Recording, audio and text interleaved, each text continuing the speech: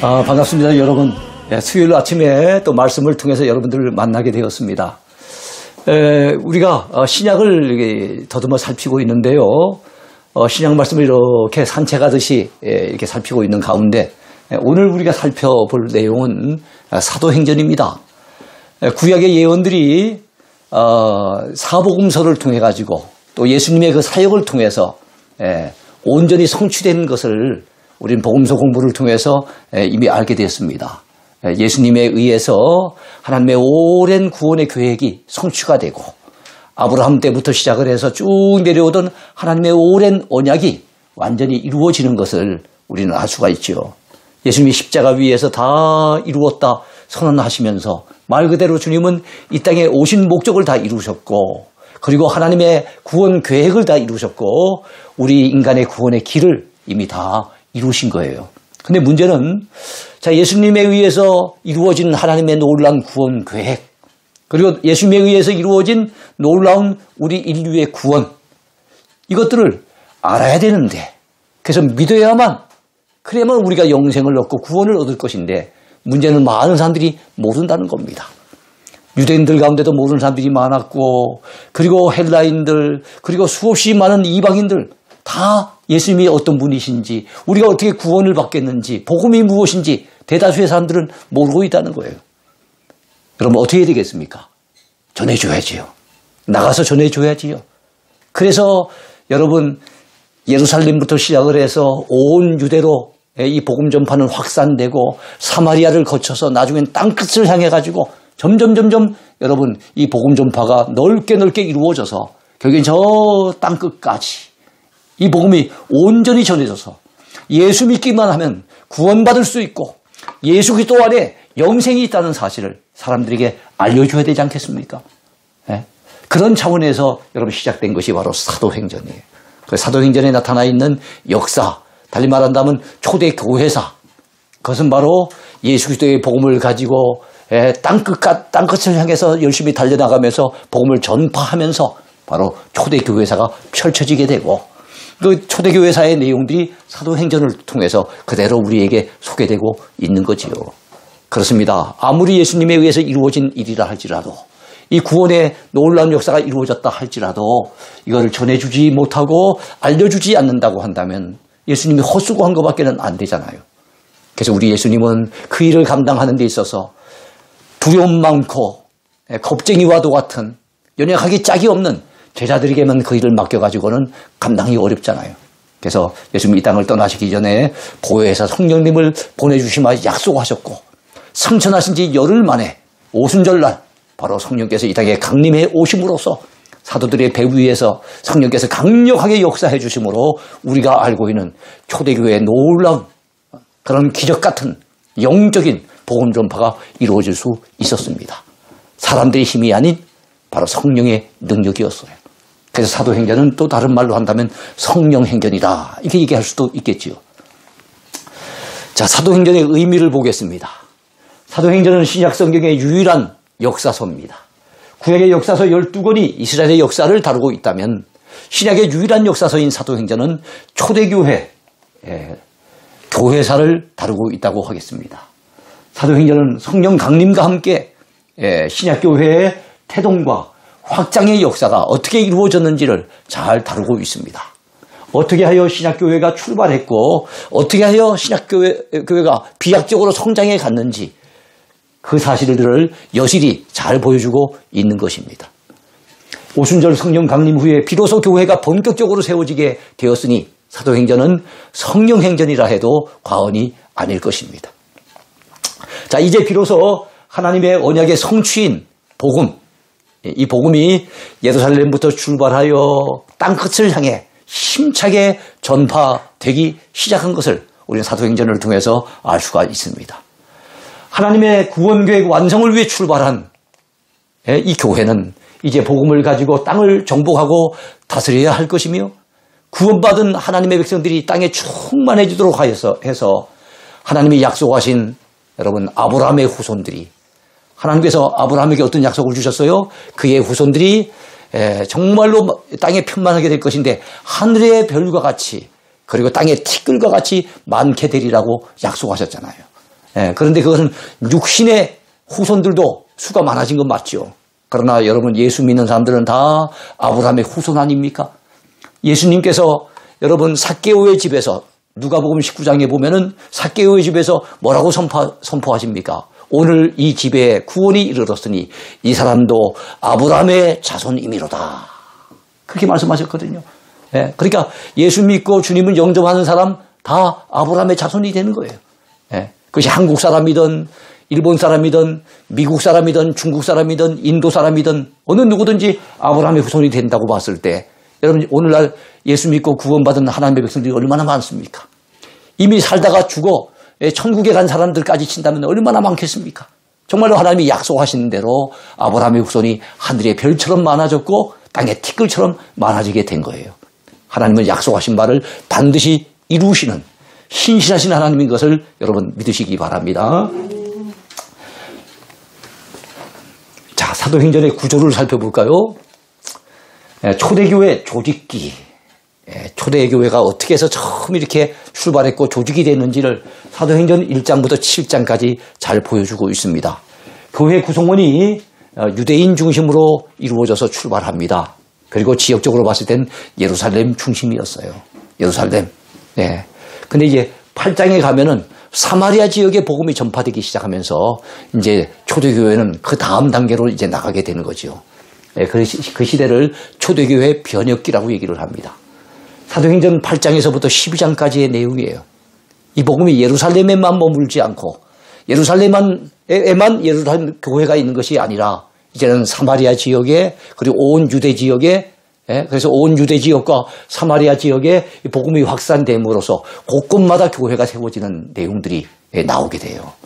그리고 13장, 12장 다음에 13장이 되죠. 그때는 공식적으로 안디옥 교회에서 첫 선교사가 파송됨으로써 이제는 팔레스타인 땅만 아니라 이런 팔레스타인 땅을 벗어난 이방인 지역에도 적극적으로 복음이 전파되는 것은 그 다음 단계의 이야기입니다. 그래서 교회가 이방인 선교의 필요성을 인식하기 시작하는 때가 바로 초대교회 변혁기예요. 그래서 8장에서 12장 그 사이에 보면 10장이 나옵니다만 고넬료 로마의 백부장이잖아요. 이방인 아니겠습니까? 그의 집에 베드로가 찾아가서 자기는 가고 싶은 마음이 별로 없었지요. 그런데 찾아가서 말씀을 전했을 때 성령이 강력하게 역사하는 것을 여러분 사도 베드로가 경험하잖아요. 그래서 이방인들에게도 우리 하나님이 성령을 주셨구나 하는 것을 깨닫게 되는 거예요. 그래서 이방인에게도 복음을 전해서 선교해야 될 그 필요성을 인식하기 시작한 시기, 그것이 바로 초대교회 변혁기예요. 온 유대와 사마리아 지역에 복음이 확산되게 됩니다. 세 번째, 초대교회 성장기입니다. 또는 확장기라고도 볼 수 있겠지요. 초대교회 확장기. 이방인 지역 선교 사역의 확장 및 성장이 이루어지는 것인데요. 복음 전파가 땅끝으로 확대가 됩니다. 땅끝으로. 물론 그 당시에 짧은 역사 속에 사도행전에서는 땅끝까지 다 복음이 전파되지는 않아요. 땅끝을 향해서 로마까지 전파되는 것으로 끝이 나요. 사도행전 28장은. 사도행전 29장은 땅끝을 향해 계속 복음이 확산되는 이야기를 다루고 있지만 그것은 성경에는 없어요. 저와 여러분들도 사도행전 29장을 쓰는 사람들 중에 한 사람이죠. 자, 땅끝으로 확장되고 확대되는 이 시기, 사도행전 13장부터 마지막 28장까지 그런 내용을 다루고 있습니다. 사도행전의 핵심 요조를 살펴볼까요? 여러분, 사도행전 1장 8절만 딱 보면은 사도행전이 어떻게 펼쳐져 나가는구나 알 수가 있어요. 자, 사도행전 1장 8절에 봤더니 오직 성령이 너희에게 임하시면 그렇게 됩니다. 그래서 여러분 사도행전 1장에서는 성령 받기를 사모하면서 막 간절하게 기도하는 120문도의 기도가 나오지요. 물론 기도 전에 예수님께서 승천하시면서 마지막 당부하셨던 말씀도 나오고 그리고 그 당부대로 예루살렘에 모여 기도하는 내용이 나와요. 그리고 2장에서는 성령께서 강림해 오시잖아요. 강력하게 임해 오시지 않습니까? 성령이 너희에게 임하시면 1, 2장의 내용이에요. 너희가 권능을 받고 3장 되어지니까 그들이 막 권능을 받아요. 그래가지고 여러분 3장에 보니 그 베드로와 요한이 성전 미문에 앉아있는 앉아서 일어나지 못하는 그 사람을 갖다 향해서 어떻게 됩니까? 은과 금은 내게 없거니와 내게 있는 것은 내게 주노니 곧 나사렛 이름으로 일어나 걸어라 하면서 그 사람을 일으키는 이런 장면이 나오잖아요. 권능을 받기 시작하는 거예요. 자, 그래서 이제 복음이 전파되기 시작하는데 처음엔 예루살렘, 그 다음엔 온 유대, 그 다음엔 사마리아, 그 다음엔 땅끝까지 이르러 내 증인이 되리라. 되라 하는 명령형이라기보다는 되리라. 앞으로 그러게 될 것을 예고하고 있는 거예요. 근데 그 예고대로 지금 이루어지고 있죠. 여러분, 저 예루살렘으로 친다면 우리 대한민국은 얼마나 먼 곳입니까? 그런 우리나라에까지 복음이 전파되어졌으니까.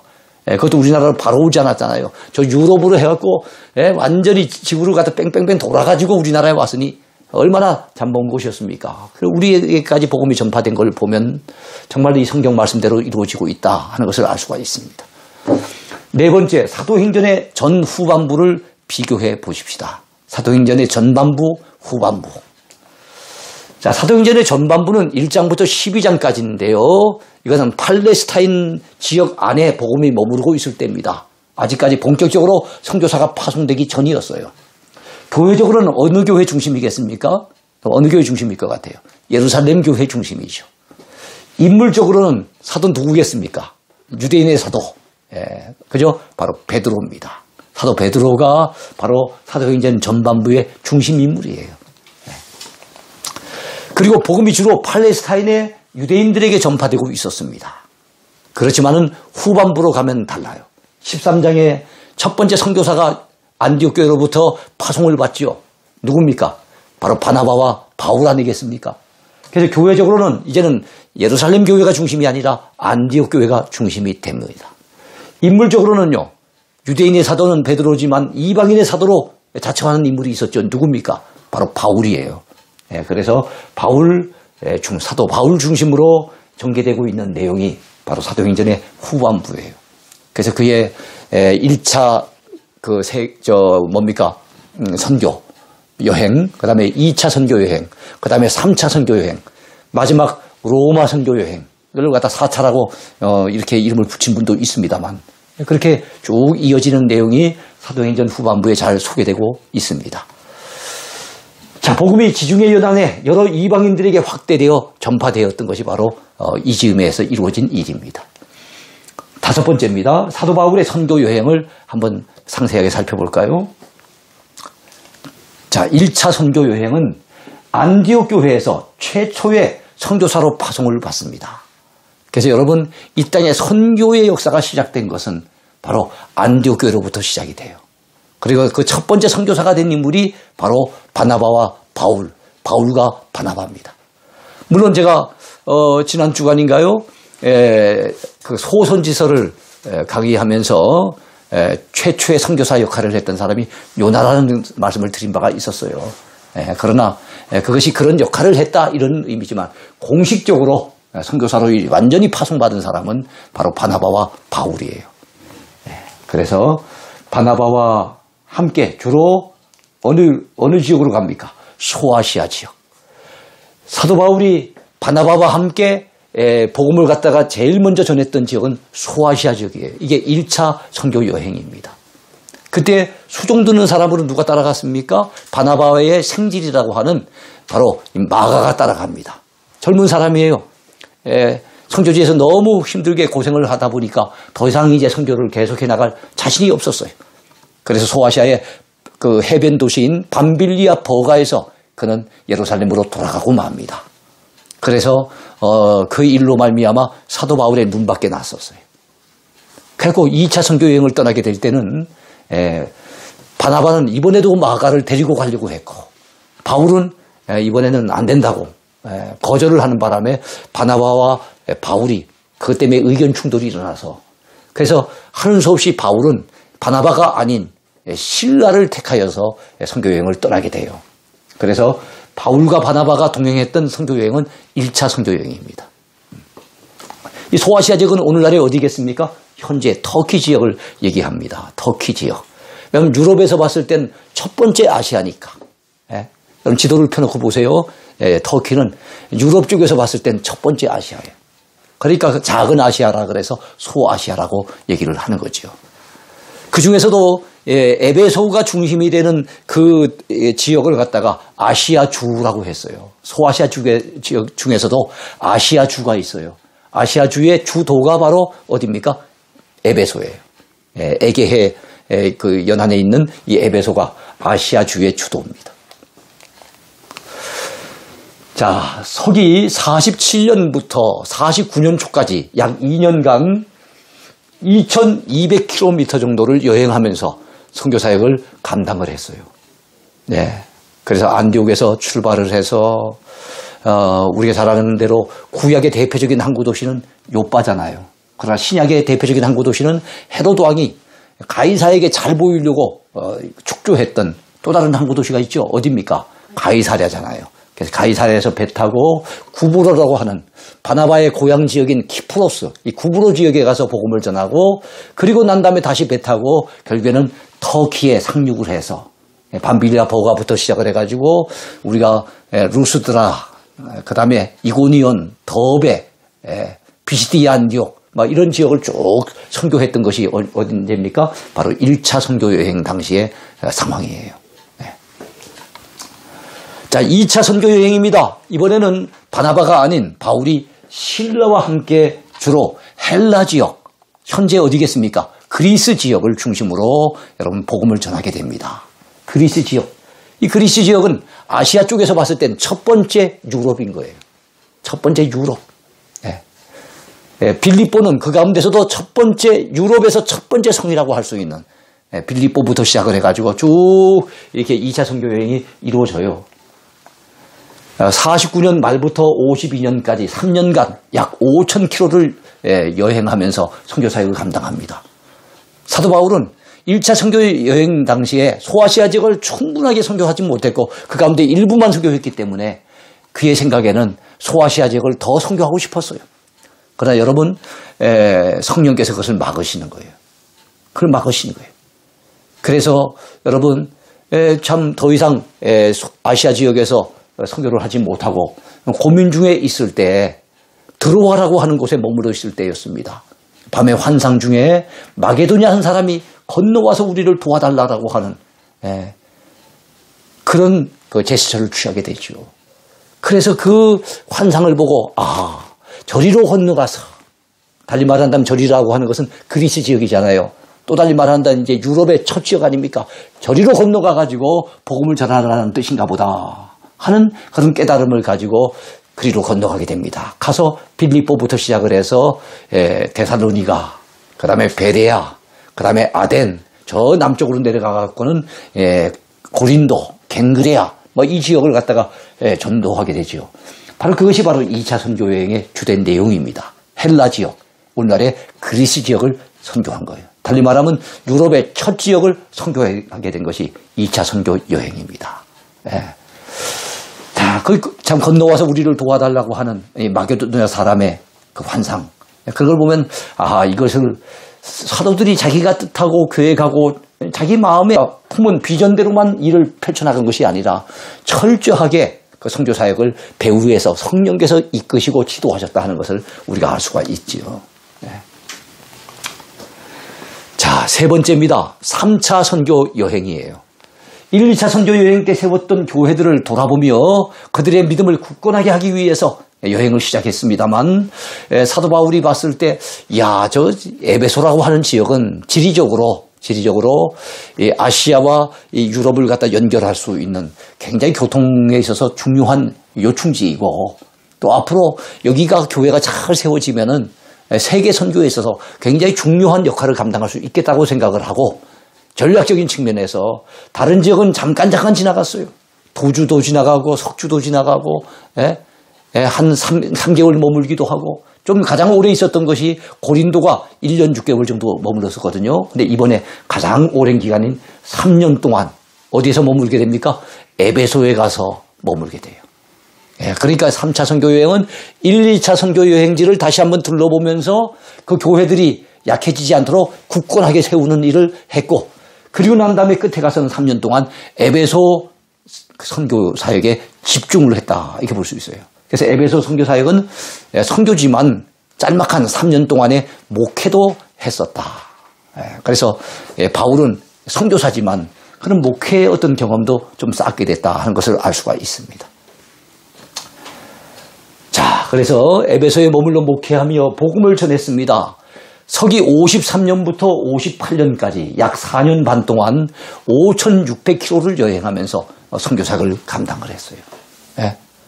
이게 바로 우리가 알고 있는 3차 선교 여행입니다.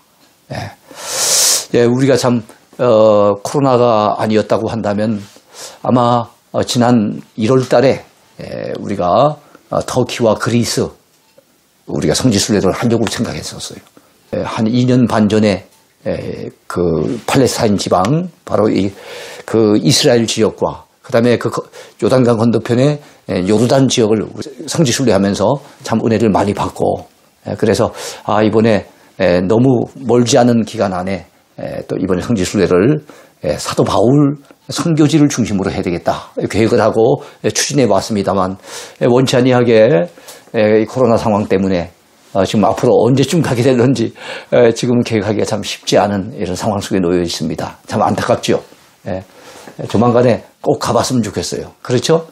저는 2005년도에 갔다 왔는데요. 이번에 우리 성도들과 더불어서 함께 그리스와 그 다음에 터키 지역을 성지순례하면서 같이 참 은혜 받았으면 좋겠다 하는 그런 바람이 있습니다. 여러분들 이 일을 위해서 기도해 주시기 바랍니다. 자, 이번엔 로마 여행입니다. 로마 여행을 제4차 선교 여행이라고 이렇게 이름 붙인 분도 있어요. 예루살렘에 올라갔다가 유대인들의 고소로 인해 결박을 당하게 됩니다. 그래서 어디로 갔다가 호송을 당하게 되죠? 가이사랴도.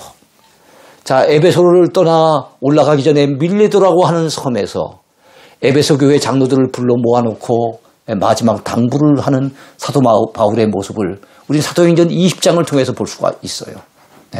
그는 예루살렘에 올라가면 아마 환난을 당하고 결박을 당할 것이라고 하는 성령의 감동을 이미 받은 바가 있어요. 그럼에도 불구하고 참으로 하나님께 받은 은혜의 복음, 주 예수께 받은 사명, 곧 하나님의 은혜의 복음을 전하는 일을 마치려 하면은 나의 생명을 조금도 귀한 것으로 여기지 아니하노라. 이런 고백을 남기면서 그 에베소 교회 장로들에게 참 에베소 교회를 잘 당부하고 그들을 위해서 기도해주고 결국엔 떠납니다. 예루살렘에 올라갔더니 아니나 다를까 유대인들이 바울을 엄청 미워하는 거예요. 원래는 유대교회에 있던 사람 아닙니까? 그래서 기독교를 박해하는 데 앞장섰던 사람이 완전히 뒤집어져서 이제는 유대인 편이 아니라 유대교 편이 아니라 기독교 편에 서서 예수의 복음을 전하고 있으니 믿지 아니하는 유대인들 입장에서 기독교에 대해서 반감을 가진 유대인들 입장에서는 이 바울이라고 하는 사람은 눈에 가신 거예요.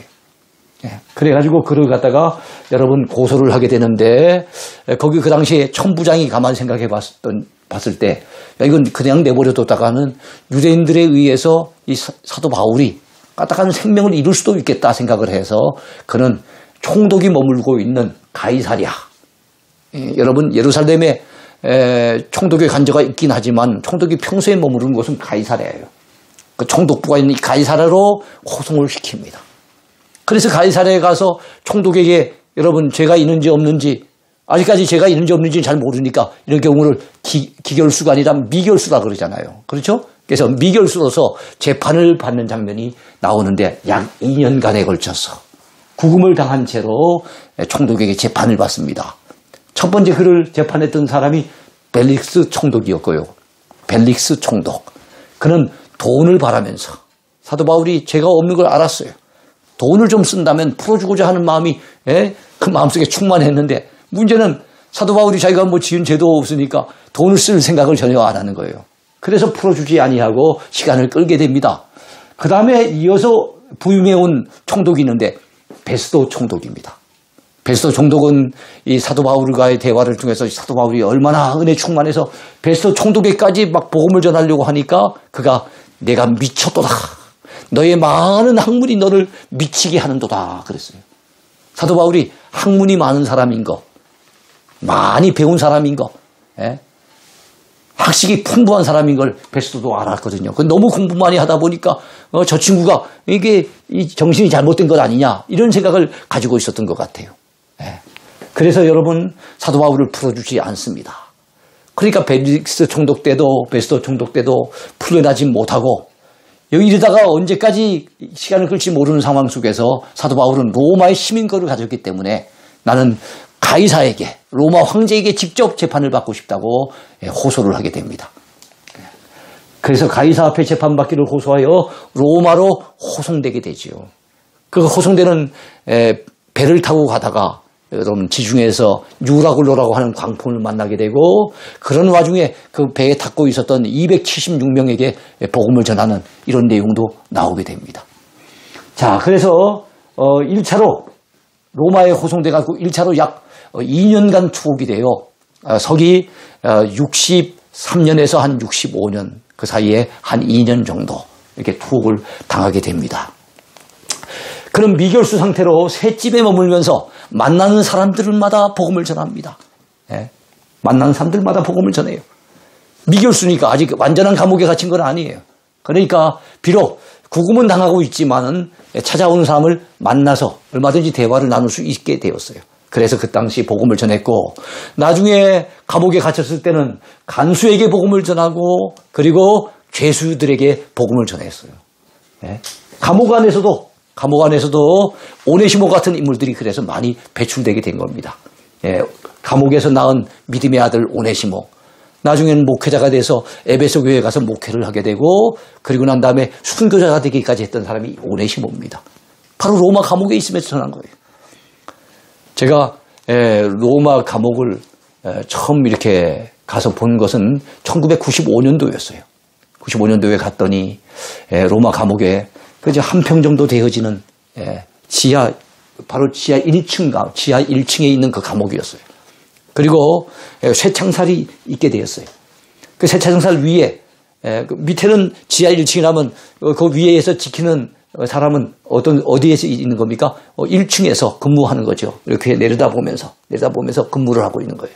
그러면 그 밑에 갇혀 있었던 이 사도 바울이 그 위에 쇠창살 위를 향해 가지고 그 자기를 지키는 병사들에게 계속 복음을 전했다는 거예요. 그래가지고 여러분 세례를 줘야 되는데 예수 믿게 되어져서 세례를 줘야 되겠는데 물이 없잖아요. 그래서 감옥에서 기도했을 때 감옥에서 물이 터져 나와가지고 그래 그 물 가지고서 세례를 주기도 하고 어쨌든 사도 바울은 감옥에 갇혀 있든지 감옥 밖에 있든지 어디에 있든지 만나는 사람마다 그게 군인이든지 아니면 간수든지 아니면 죄수든지 누구에게든지 복음을 전했다고 해요. 그러다가 나중에는 여러분 2차 투옥을 당하게 되는데요. 이 로마 여행을 4차 선교 여행이라고도 일컫게 되고 사도 바울은 잠시 풀려났어요. 그래서 교회를 돌아보고 난 다음에 다시금 붙들려서 2차 투옥이 된 후에 결국엔 서기 67년에 바로 네로 황제에 의해서 순교를 당합니다. 68년도에 순교당한 베드로와 더불어서 그 당시 기독교교회 어떻게 보면 쌍벽이라고 할 수 있는 두 사람이 연거푸 다 이렇게 순교를 당하게 되는 거예요. 그렇지만 마지막 순교하기까지 최후의 그 마지막 순간까지도 복음을 전했던 사도 바울. 제가 그 로마 감옥에 갔을 때 그렇게 잠깐 이렇게 갇혀 있었던 감옥도 가봤지만 나중에도 순교를 당했던 감옥도 가봤어요. 가봤더니 한 90cm 높이의 차돌 같은 데가 있는데요. 그 무릎을 꿇고 거기다 이렇게 목을 대면은 도끼로 갔다가 이렇게 참수를 당할 수 있는 그런 상황이잖아요. 그래서 도끼에 의해서 참수를 당해가지고 사도 바울이 순교를 했다 그래요. 그는 순교하기 직전에 내가 벌써 부음이 되고 떠날 기약이 가까워도다. 그는 순교의 그거를 이미 직감하고 있었어요. 그러나 참으로 선한 싸움 다 싸우고 달려갈 길 다 달리고 믿음을 지켰기 때문에 나를 위해서는 의의 재판장이신 하나님께서 의의 멸류관을 예비하시고 계시기 때문에 그것을 갖다가 받아쓰게 될 그 영광스러운 그 날을 내다보면서 그가 기꺼이 순교를 당하게 됩니다. 그렇습니다. 사도 바울의 전하는 그런 복음 전파의 그 노력들 때문에 물론 사도 바울만은 아니죠. 그 당시에 목숨 걸고 복음을 전했던 숱한 바로 크리스찬들이 있었기 때문에 오늘 우리에게까지 복음이 전달된 게 아니겠습니까? 오늘 정말로 우리 주님이 원하시는 것처럼 땅끝까지 복음이 전파된 것 아니겠습니까? 우리에게 이제는 이 바톤이 전해졌어요. 이제 이 시대에 우리가 이 복음을 전해서 아직까지도 구원을 받지 못한 사람, 아직까지도 주께도 돌아오지 못한 사람에게 가서 이 복음을 전파해야 될 사명이 오늘 저와 여러분들에게 주어져 있다는 거. 그래서 우리는 지금 사도행전 29장을 계속 써나가야 된다는 거. 이거 여러분 잊지 마셨으면 좋겠습니다. 오늘 강의 여기까지입니다. 감사합니다.